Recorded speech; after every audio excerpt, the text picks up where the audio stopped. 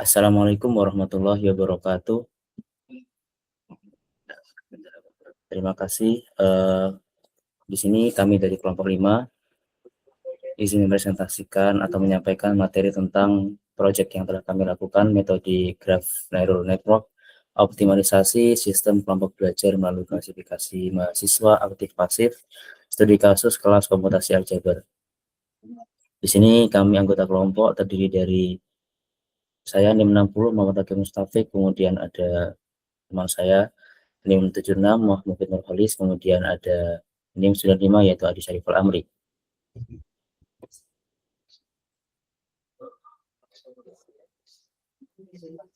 Next, pendahuluan. Latar belakang dari proyek yang kami ambil adalah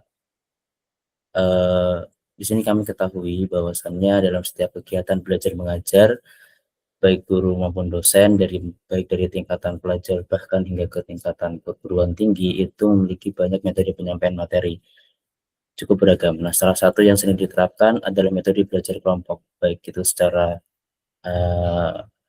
online maupun offline.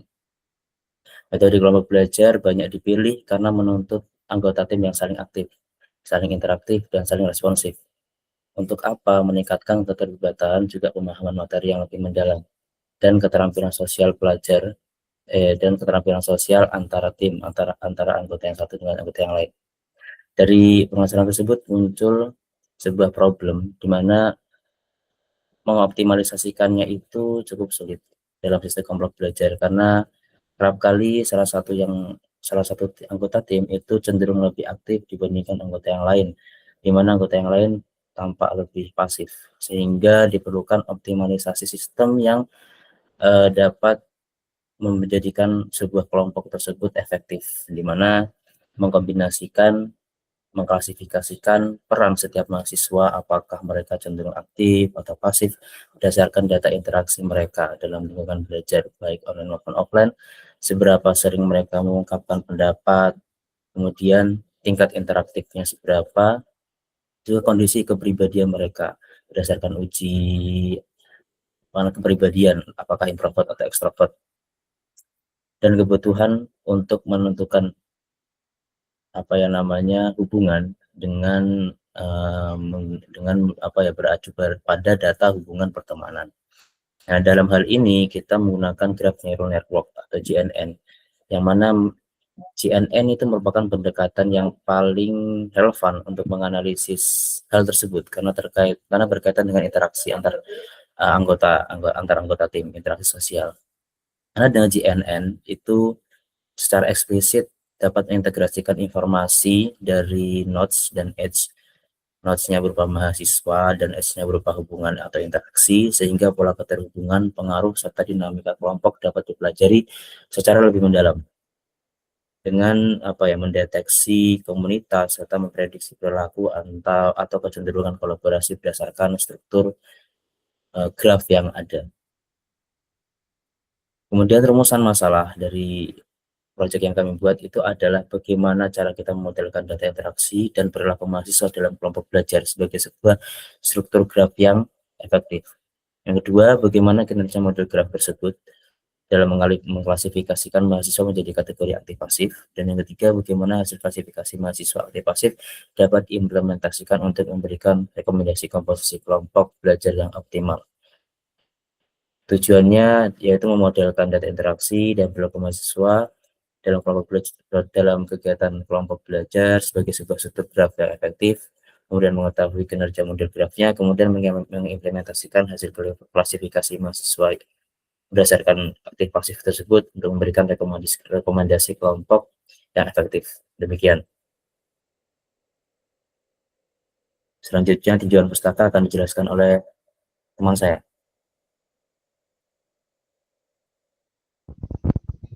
Kemudian bagian tinjauan pustaka. Nah, sebelum kita masuk ke GNN, kita harus mengetahui apa itu graph.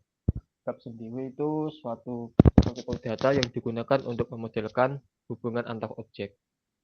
Ini juga biasanya didefinisikan sebagai pasangan terurut G sama dengan V, E, di mana V itu himpunan vertex yang mempresentasikan entitas dan E-nya sendiri itu himpunan edge yang mempresentasikan hubungan atau interaksi antar node. Nah, kemudian ada representasi matriks. Nah, di sini ada 3 komponen. Yang pertama itu ada matriks ketetanggaan atau agensi matriks. Matriks ketetanggaan sendiri itu merupakan matriks yang berukuran N kali N, dengan N-nya itu jumlah vertex pada graf. Kemudian matriks derajat. Matriks derajat sendiri itu merupakan matriks diagonal yang memuat jumlah koneksi atau derajat dari masing-masing node. Yang ketiga itu ada matriks Laplacian. Nah, ini merupakan komponen penting dalam algoritma graf dan menjadi dasar operasi pada grup neural pada GNN. Nah, rumus standarnya sendiri itu L sama dengan D min A. Kalau yang normalisasi Laplacian itu rumusnya di pangkat min setengah dikali A dikali D pangkat min setengah. Nah, kemudian masuk pada GNN. GNN sendiri itu merupakan model jaringan saraf yang dirancang khusus untuk memproses data yang direpresentasikan dalam bentuk graf.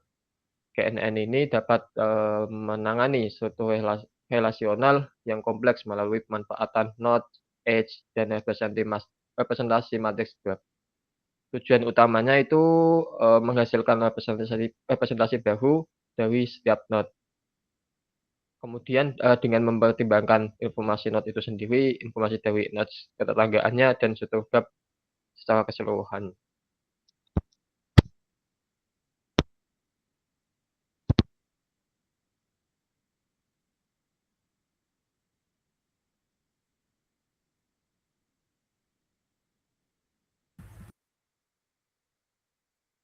Baik, selanjutnya metodologi yang akan disampaikan oleh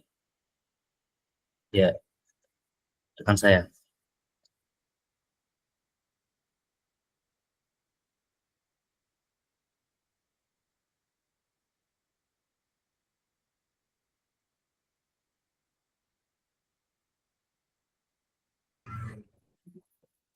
Baik, metodologi. Untuk metodologi sini kami itu akan menggunakan graph neural network theorem sendiri, yang mana untuk pembelajaran mendalam yang dirancang untuk bekerja dengan data berstruktur graf, sehingga di mana untuk informasi diwakili oleh nodes dan edge. Berbeda dengan neural network stasional yang menangani masukan berurutan tetap, GNN menangkap hubungan, ketergantungan, dan interaksi antara entitas.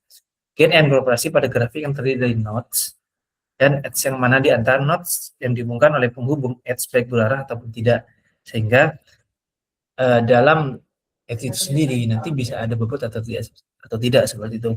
Dalam edge terdapat pola yang terus dipelajari oleh pengembangan yang mendalam. Graph neural network GNN bekerja dengan menggunakan simpul dalam graf untuk berbagi informasi dengan simpul tetangganya melalui proses yang dikenal sebagai pertukaran pesan.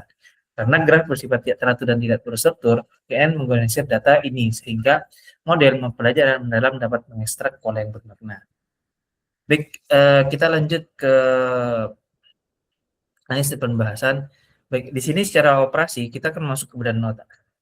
Nah, data yang kami pakai itu kemarin adalah merupakan data yang kita dapat dari GIFORM ataupun formulir yang kita sebarkan kepada orang-orang di kelas komputasi aljabar, sehingga populasinya itu merupakan mahasiswa-mahasiswa yang mengikuti komputasi aljabar. Nah, mahasiswa itu sendiri terdiri dari 15 mahasiswa. Nah, jadi dari not itu sendiri, maka not itu terdiri dari 15, yang mana itu merupakan jumlah mahasiswa dari komputasi aljabar itu sendiri. Nah, untuk not di sini kami itu memakai pola yang mana akan kami rancang dalam sistemnya itu dari fitur mahasiswa. Yang di sini itu ada skor partisipasi, skor mengungkapkan pendapat, dan ada skor interaktif.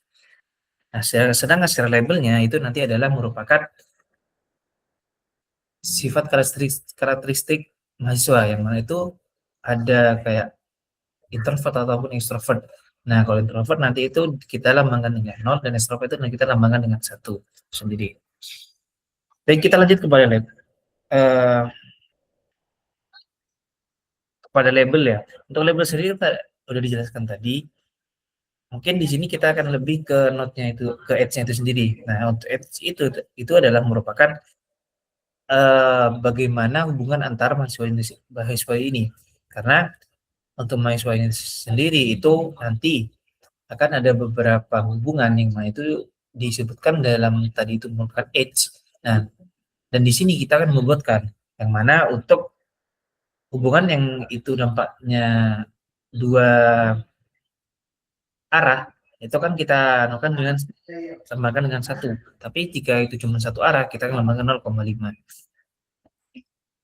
Baik, lanjut ke prediksi. Nah, prediksi ini merupakan prediksi sistem untuk mahasiswa yang telah ada.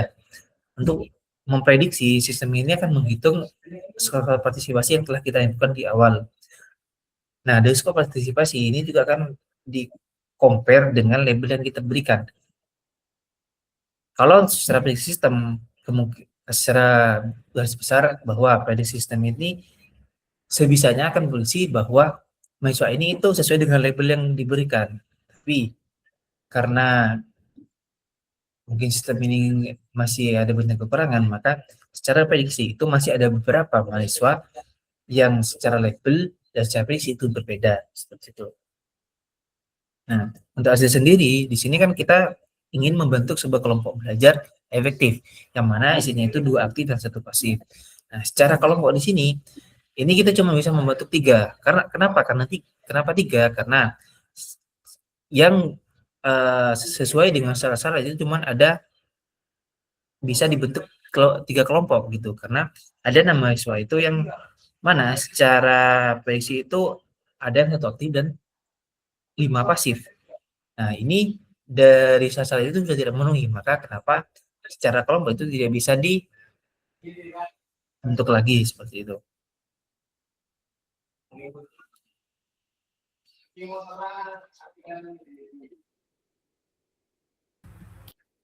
Baik, kesimpulan dari hasil proyek kami.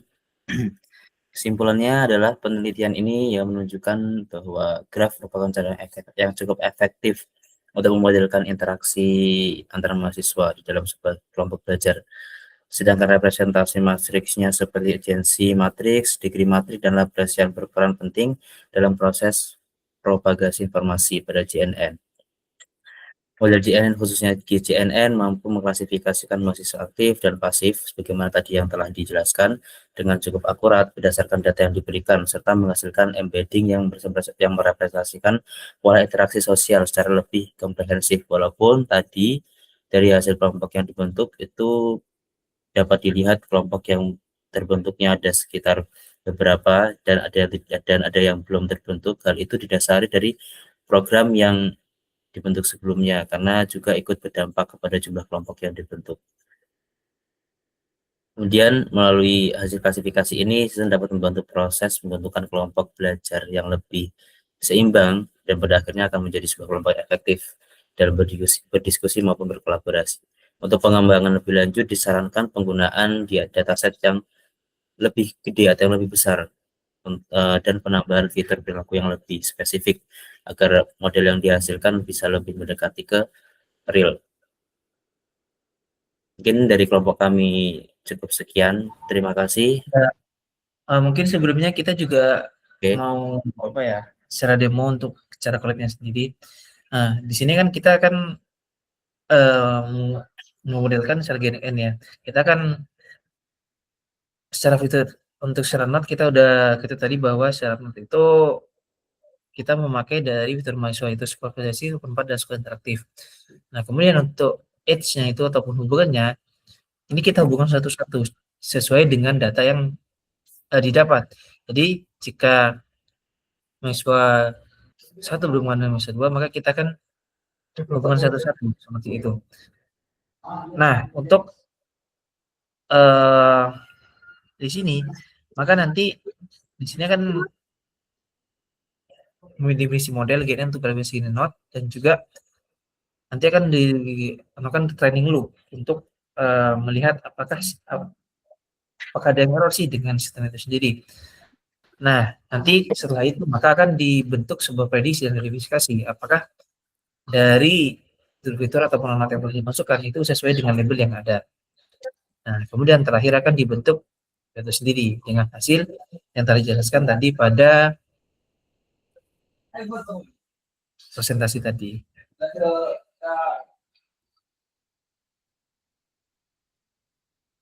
Oke, terima kasih disampaikan atas tambahan tadi demo yang telah diberikan.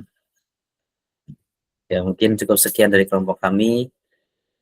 Apabila ada kesalahan, kami mohon maaf yang sebesar-besarnya. Jangan lupa like, comment, and subscribe. Terima kasih. Wassalamualaikum warahmatullahi wabarakatuh.